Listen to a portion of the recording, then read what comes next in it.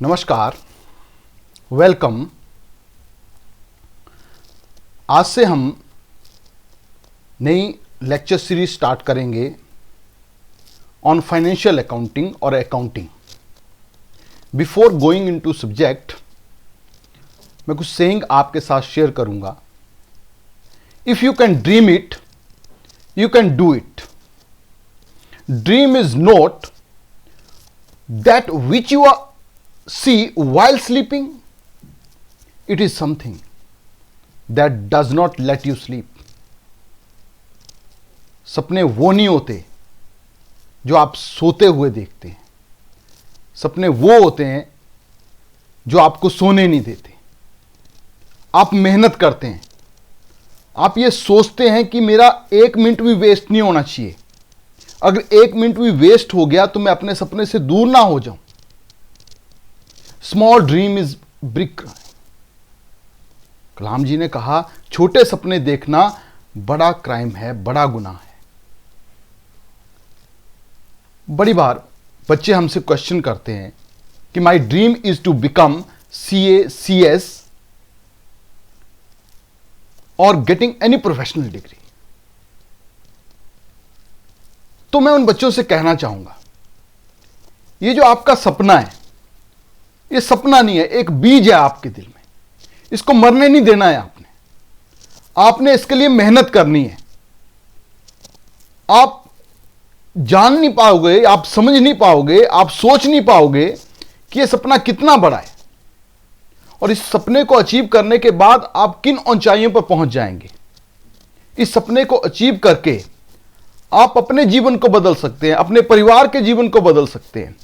जो बच्चे rural area में मिडिल क्लास से बिलोंग करते हैं, उनके लिए तो यह सपना एक रास्ता है मंजिलों को पाने का। चाहे आप 10th क्लास में, 11th क्लास में, 12th क्लास में ग्रेजुएशन कर रहे हैं, पोस्ट ग्रेजुएशन कर रहे हैं या कर चुके हैं, आपको रुकना नहीं है। इस सपने के रास्ते में बहुत सी समस्याएं आएंगी। सबसे बड़ी समस्या होती है हमारे एक्सक्यूजेस, हमारे बहाने। तो याद रखिए, there are 100 excuses not to do a work. पर अगर आपको उस काम को करना है तो उसके पीछे एक रीजन होता है, that I have to do it. मुझे ये काम करना है क्योंकि इसको करना है, दूसरा कोई रास्ता नहीं है। जैसे आपके पेपर होते हैं, आप रात को 12 बजे तक पढ़ते हैं, सुबह 4 बजे उठते हैं, फिर मेहनत करते हैं क्योंकि आपको लगता है कि मुझे पास होना है, मैं फेल हो जाऊंगा तो क्या होगा। वही बात है, ये आपका एक सपना है। इसको पाने के लिए आपको दिन रात मेहनत करनी है। जो एग्जाम डेज में आप मेहनत करते हैं, उतनी मेहनत आपको दिन रात करनी है। और अकाउंटिंग तो एक स्टेप है। चाहे आप +1 के स्टूडेंट होंगे या PG पोस्ट ग्रेजुएट क्लास के फाइनल ईयर में होंगे या नेट जैसा एग्जामिनेशन फेस कर रहे होंगे, चाहे आप CA का CPT का टेस्ट दे रहे होंगे, CA का फाइनल का टेस्ट दे रहे होंगे, अकाउंटिंग वो नींव है, अकाउंटिंग वो शस्त्र है जो आपको इस लड़ाई को लड़ने के लिए, इस युद्ध को लड़ने के लिए हर समय आपके पास चाहिए। अकाउंटिंग बेसिक है। आप अच्छे मैनेजर नहीं हो सकते अगर आप अकाउंटिंग में वीक हैं। आप ये बोल दो कि मैं तो पर्सनल मैनेजर हूं, मेरी तो स्पेशलाइजेशन HRM में है, मार्केटिंग में है। भाई अकाउंटिंग तो सबको आनी चाहिए, बेसिक अकाउंटिंग तो सबकी पक्की होनी चाहिए। तो अकाउंटिंग तो एक बेसिक है, ये पहला स्टेप है। जैसे एक मकान की नींव होती है, तो नींव है किसी भी कॉमर्स या मैनेजमेंट स्टूडेंट का। तो आज हम बात करेंगे बेसिक अकाउंटिंग टर्म्स की। तो क्यों हम इस टॉपिक को आज स्टार्ट कर रहे हैं? क्योंकि ये बेस है अकाउंटिंग का। अकाउंटिंग बेस है कॉमर्स का। जो भी स्टूडेंट कॉमर्स पढ़ते हैं उनके लिए अकाउंटिंग पढ़ना पड़ेगा। और जब अकाउंटिंग की बात करते हैं तो अकाउंटिंग टर्म्स का नॉलेज होना बहुत जरूरी है। जो बच्चे अकाउंटिंग में नए हैं, जो पढ़े नहीं है आज तक, उनके लिए भी, और जिन्होंने पढ़ लिया उनके लिए भी। कई बार क्या होता है, अगर इन कंसेप्ट्स को आप गलत समझ लोगे तो अकाउंट में जब लास्ट तक पहुंचोगे तो गलती होता जाएगा, गलती समझते जाओगे, इंटरप्रिटेशन ही आपकी कुछ और जैसी होगी। और आप इनको समझ जाओगे तो सब्जेक्ट बड़ा इंटरेस्टिंग हो जाएगा, आपको मजा आने लगेगा, आप उस सब्जेक्ट को एंजॉय करोगे। सबसे पहली बात, बिजनेस। बिजनेस एक आर्थिक क्रिया है, निरंतर आधार पर की जाती है। मान लीजिए एक व्यक्ति ने अपनी कार बेच दी, उसके पास कार है, बेच दी और प्रॉफिट अर्न कर लिया, तो उसने बिजनेस नहीं किया, क्योंकि वो कार बेचने का बिजनेस नहीं करता है, रोज वो काम नहीं करता है। बिजनेस हर दिन किया जाने वाला कार्य है। इसमें दो काम होते हैं, प्रोडक्शन और sale of goods and services. Production बनाना, सेल्स बेचना। तो हम बना भी सकते हैं, बेच भी सकते हैं, या दोनों काम भी कर सकते हैं। टाटा मोटर्स बनाती भी है, बेचती भी है। आपका बिग बाजार है, वो बेचता ही है, बना बनाया खरीदता है, बेचता है, तो है तो बिजनेस के अंदर ही। चाहे बिजनेस छोटा है चाहे बड़ा है, ये डिपेंड नहीं करता, बेसिक दोनों में सेम रहेंगे। दोनों का उद्देश्य प्रॉफिट कमाना है, लाभ कमाना है। आपके पड़ोस में 100 दुकानें होंगी, 100 तरह के बिजनेस होंगे, सभी का उद्देश्य लाभ कमाना है, सबके बेसिक एक जैसे होंगे। अब अकाउंटिंग का क्या रोल है? जब कोई भी व्यक्ति, देखो बिजनेस स्टार्ट किया जाता है व्यक्ति या व्यक्तियों के द्वारा। एक बिजनेस को स्टार्ट करता है तो वो सदा जानना चाहता है उसमें उसकी बड़ी मेहनत से कमाया हुआ पैसा लगा है कि वो बिजनेस जो है प्रॉफिट कमा के दे रहा है, उसकी आर्थिक स्थिति अच्छी हो रही है या नहीं हो रही है। तो अकाउंटिंग बोलता क्या है? अकाउंटिंग किसके पर्सपेक्टिव से की जाती है? अकाउंटिंग बोलता है कि जिस दिन व्यक्ति ने बिजनेस स्टार्ट कर दिया, तो व्यक्ति जो बिजनेस को स्टार्ट करता है वो अलग हो गया और बिजनेस अलग हो गया। बिजनेस का कोई ओनर नहीं है, बिजनेस अपना ओनर खुद है।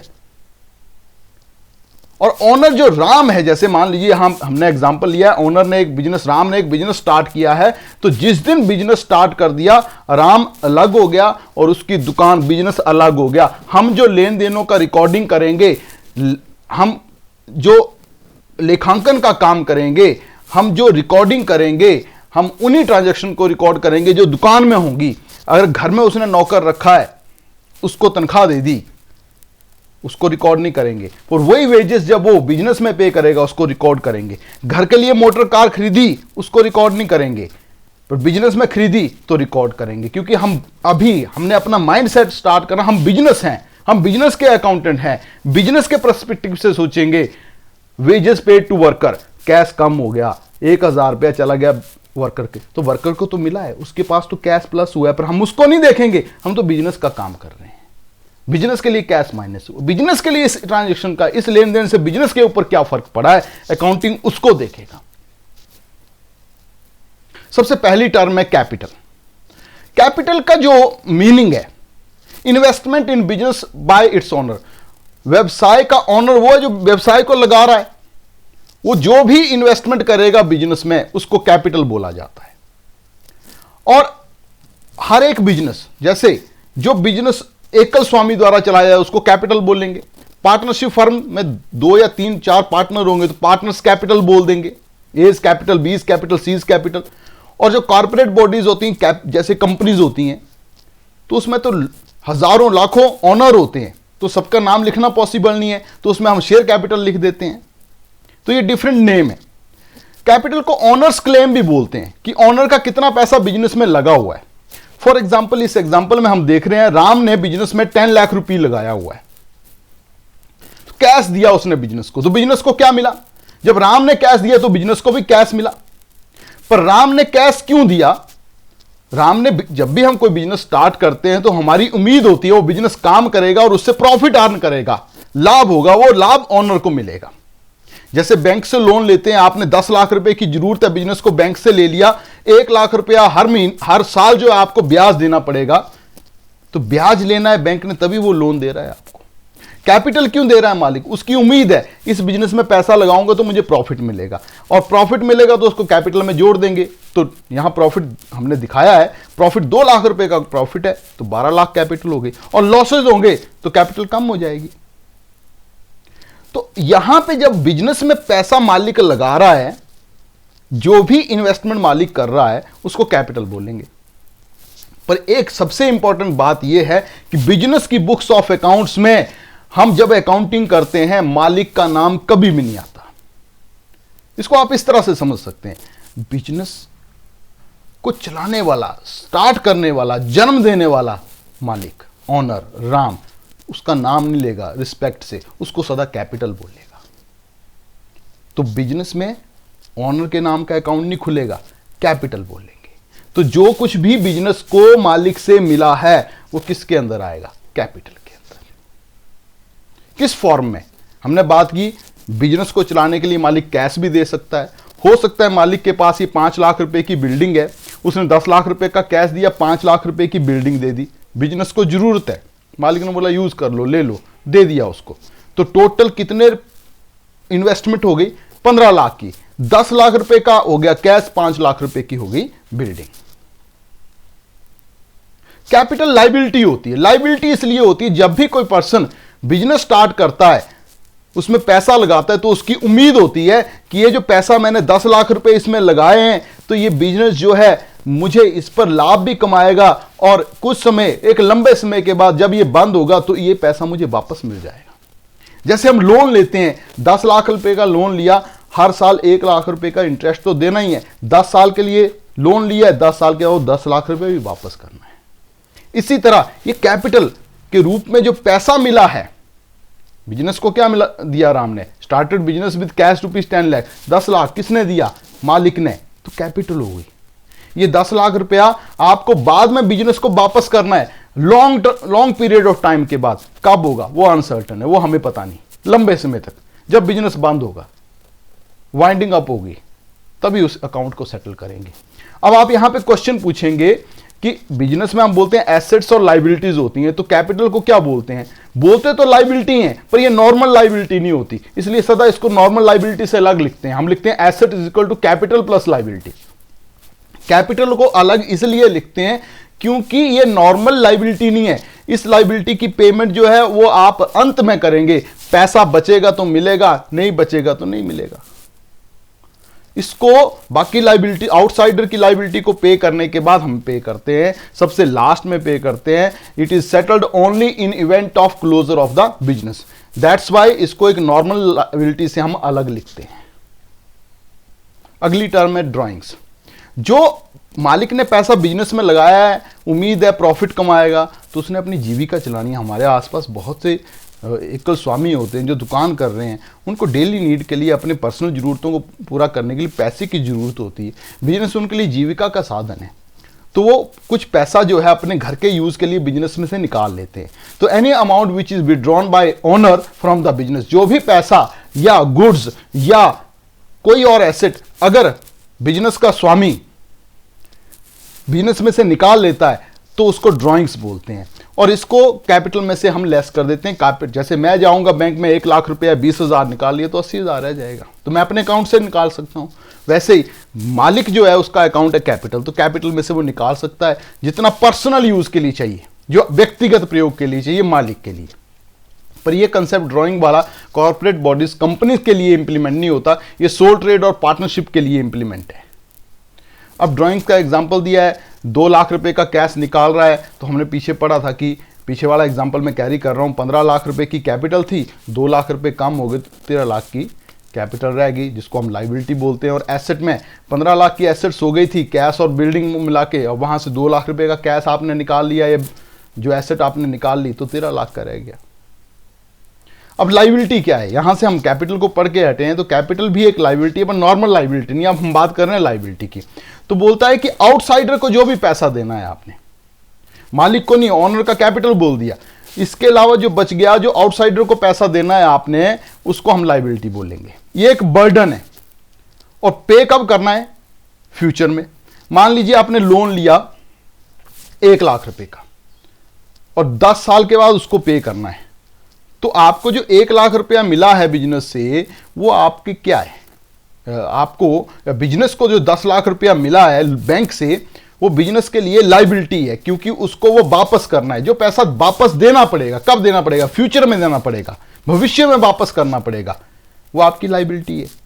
जो पैसा भविष्य में मिलेगा वो एसेट है, पर भविष्य में वापस करना पड़ेगा, वो लाइबिलिटी है। तो चाहे आप लोन ले रहे हैं, चाहे आप वस्तुएं उधार ले रहे हैं, जब आप मान लीजिए आपकी शुगर मिल है, आप चीनी बनाते हैं, तो रॉ मटेरियल आपका शुगर केन है, गन्ना है, तो जो सप्लायर है उससे आप उधार ले रहे हैं, पेमेंट बाद में करेंगे, करनी तो पड़ेगी, लाइबिलिटी है। क्रेडिट परचेजेस, आपने वर्कर से काम ले लिया, आपने अपने जो स्टाफ है उसको काम तो उससे ले लिया, पर अभी तक उसकी सैलरी पे नहीं की है, वेजेस पे नहीं किए हैं, तो काम ले लिया है, करनी तो पड़ेगी। कब करनी पड़ेगी? भविष्य में करनी पड़ेगी। जो पेमेंट भविष्य में करनी पड़ेगी ये सारी अदर पार्टीज हैं, ऑनर नहीं है ये अदर पार्टीज है। तो इनका जो भी क्लेम होगा बिजनेस में, जो आपको पे करना ही पड़ेगा। आप लोन लिए तो उसको वापस करना ही पड़ेगा। लोन लेंगे तो उसकी लाइबिलिटी, उसके ऊपर इंटरेस्ट भी आपकी लाइबिलिटी है, वो भी आपको पे करना पड़ेगा और उसका प्रिंसिपल अमाउंट भी पे करना पड़ेगा। लाइबिलिटीज दो तरह की होती हैं, करंट लाइबिलिटीज, इनको शॉर्ट टर्म लाइबिलिटीज बोलते हैं। इनकी पेमेंट जिस दिन ये ड्यू होती हैं उस दिन से 1 साल के अंदर हमें पे करना पड़ता है। जैसे आपने उधार माल आज ले लिया तो 1 साल के अंदर अंदर इनकी पेमेंट करनी पड़ेगी। वैसे तो होता क्या है 1-2 महीने के अंदर पे कर देते हैं, बड़ा टाइम लग गया 6 महीने के अंदर पे कर देते हैं, पर इससे ज़्यादा नहीं हो सकता। देखो समझने वाली बात ही है, जैसे हमारे जीवन में लाइबिलिटी होती है, हमने बैंक से लोन लिया अपने पर्सनल खर्चे के लिए, तो बिजनेस भी अगर लोन ले रहा तो उसके लिए लाइबिलिटी है। आपने अपने घर में, आप दूध की सप्लायर दे रहा है आपको, तो 1 महीने के बाद पैसे मांगता है, 2 महीने के बाद पैसे मांगता है, तो उसको देने पड़ेंगे। उसी तरह जो रॉ मटेरियल का सप्लायर है उसको पैसे देने पड़ेंगे 1 साल के अंदर। अब दूध वाले को आप ये नहीं बोल सकते कि 10 महीने के बाद, आप 1 साल के बाद पैसे ले लेना, वो आपकी सप्लाई रोक देगा। तो यहाँ रॉ मटेरियल सप्लाई करने वाला अगर आप 1 साल तक पेमेंट नहीं करेंगे, आपके रॉ मटेरियल की सप्लाई रोक देगा। नॉन करंट लाइबिलिटीज वो होती हैं, करंट लाइबिलिटी के अलावा सारी नॉन करंट के अंदर आती हैं। जनरली जैसे लोन हमने 1 ईयर से ज्यादा कर लिया है तो नॉन करंट में चला गया। एसेट्स क्या होती हैं? जो भी इकोनॉमिक सोर्सेज हैं जो कंट्रोल किए जाते हैं बिजनेस। जैसे हम अपने जीवन में बात करते हैं, अपने हमारे घर में लैंड, बिल्डिंग, फर्नीचर, ये हमारी एसेट है। इसी तरह ये बिजनेस की एसेट है, बिजनेस के नाम पर है, इनका ऑनर बिजनेस है, इनको बिजनेस अपने तरीके से यूज कर सकता है। ये फ्यूचर बेनिफिट के लिए होती हैं, लंबे समय तक बिजनेस में रहती हैं।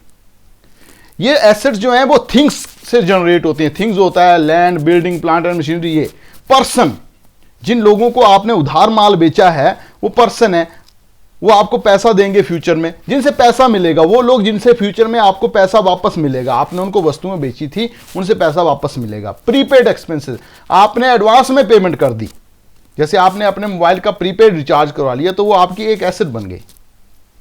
क्यों यूज किया जाता है? लंबे समय के लिए बिजनेस में, बिजनेस को चलाने के लिए इनको यूज किया जाता है। ये बिजनेस को प्रॉफिट अर्न करने में मदद करते हैं। डिफरेंट बिजनेस, अलग अलग तरह के बिजनेस में अलग अलग तरह की एसेट्स होती हैं। जैसे प्लांट एंड मशीनरी, ये एग्जांपल्स हमने यहाँ पे दिए हुए हैं सारे। एसेट्स भी 2 तरह की होती है, करंट एसेट और non current assets. Non current assets को टेंजिबल एसेट और इंटेंजिबल एसेट में बांटा है। करंट एसेट वो होती हैं जो विद इन 1 ईयर बिक जाती हैं, कैश में कन्वर्ट हो जाती हैं। फॉर एग्जांपल स्टॉक है, आपका जो स्टॉक है, जो वस्तुएं आपने बेचने के लिए रखी हैं, बुक्स सेलर हैं आप, तो अगले साल तो सिलेबस चेंज हो जाएगा, तो आपकी उम्मीद होती है 2-3 महीने में, 4 महीने में बिक जाएंगी। मैक्सिमम ज़्यादा बात तो 6 महीने में बिक जाएंगी, पर 1 साल से पहले तो बिक ही जाएंगी। तो वो स्टॉक गायब हो जाएगा, वहां आपको कैश दिखेगा। तो ये वो एसेट है जो कैश में कन्वर्ट हो जाती हैं, और ये इनमें बिजनेस डील करता है, इनको बेचने का पर्पज है। जबकि नॉन करंट एसेट वो एसेट हैं जो लॉन्ग टर्म यूज के लिए होती हैं। अगर हम यहाँ पे एक बुक सेलर है, बुक्स क्यों ला रहा है, उसने अपनी रखनी थोड़ी है, उसको बेच देना है। एक फर्नीचर हाउस वाला है, फर्नीचर रख रहा है अपने जगह पे, वो इसलिए थोड़ी रख रहा है, उसने यूज करना है, उसको बेच देना है। जबकि नॉन करंट एसेट वो एसेट हैं जो लंबे समय तक बिजनेस में रहेंगी। इनको 2 भागों में बांटा है हमने, टेंजिबल, इंटेंजिबल। टेंजिबल वो जिनको हम देख सकते हैं, टच कर सकते हैं, फील कर सकते हैं। Plant machinery, land and building, cash, इसको हम देख सकते हैं। लैंड एंड बिल्डिंग, कैश तो ऊपर आ गया करंट में। प्लांट एंड मशीनरी आपकी फिक्स है, लैंड एंड बिल्डिंग आपकी फिक्स है। और इंटेंजिबल जो है वो होती है जिनको हम देख नहीं सकते, जैसे गुडविल है, पेटेंट्स हैं, ट्रेडमार्क्स है, पर ये आपको राइट प्रोवाइड करती हैं, ये आपकी अर्निंग्स को इंक्रीज करती हैं, ये भी बहुत इंपॉर्टेंट रोल प्ले करती हैं किसी भी बिजनेस में। तो थैंक यू। आज हमने बात की बेसिक टर्म्स की।